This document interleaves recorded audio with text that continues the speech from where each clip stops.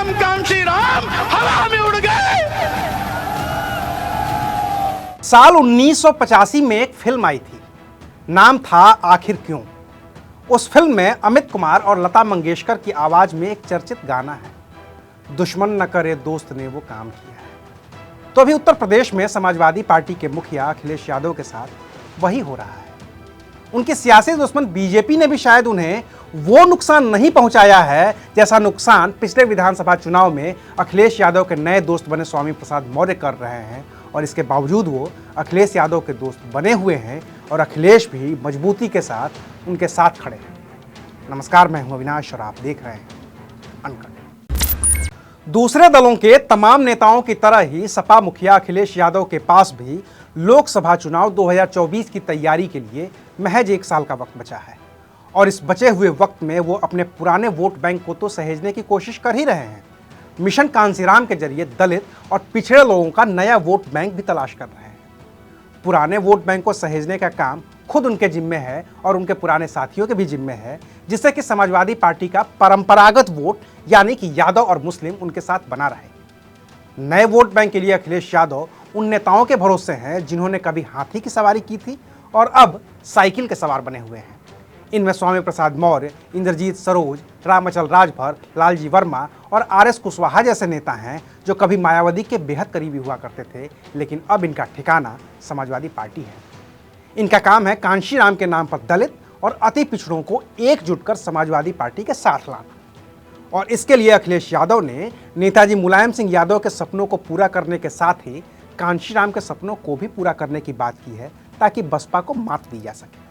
अब यहाँ तक तो ठीक है कि अगर सपा का परंपरागत वोट बैंक उसके साथ बना रहे और कांशीराम के अनुयायियों का नया वोट बैंक अखिलेश यादव के साथ जुड़ जाए, तो साल 2024 के लोकसभा चुनाव में वो कुछ कमाल कर सकते हैं।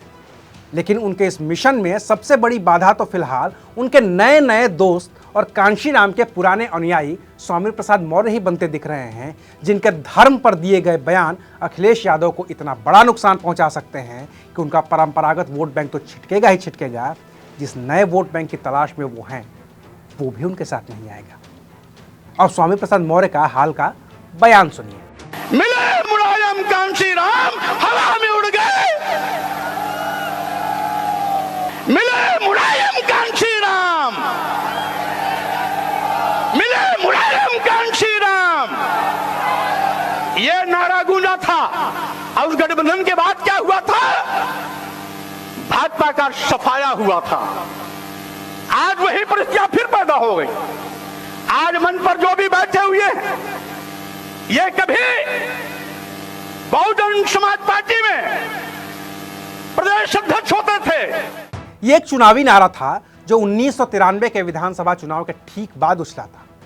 तब विवादित ढांचा गिराया जा चुका था और मुख्यमंत्री रहे कल्याण सिंह को इस्तीफा देना पड़ा था, जिसकी वजह से चुनाव हुए थे। चुनाव में सपा बसपा का गठजोड़ हुआ था और मायावती मुख्यमंत्री बनी थी। स्वामी प्रसाद मौर्य उसी वक्त के नारे का इस्तेमाल कर रहे थे और उस दौरान अखिलेश यादव भी उसी मंच पर मौजूद थे। हालांकि आज वो स्थितियां नहीं हैं जो उस वक्त में थी।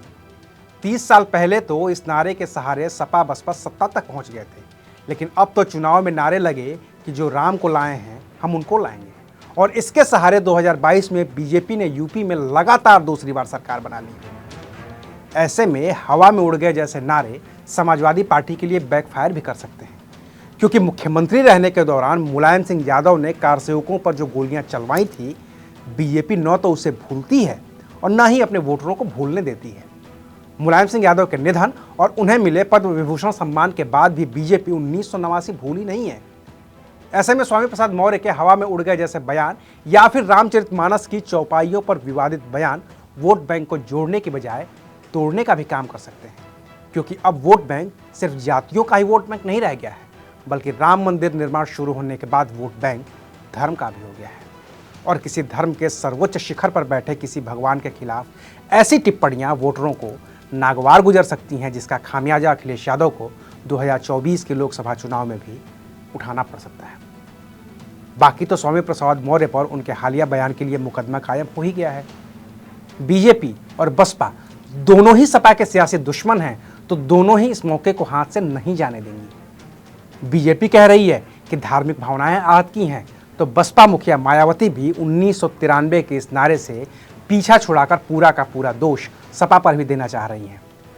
अब रही बात स्वामी प्रसाद मौर्य की, तो उनकी सबसे लंबी राजनीतिक पारी बसपा में रही है। फिर वो बीजेपी में मंत्री भी रहे हैं और अब सपा के साइकिल पर सवार होकर 2024 में अखिलेश यादव की नैया पार करने की कोशिश कर रहे हैं।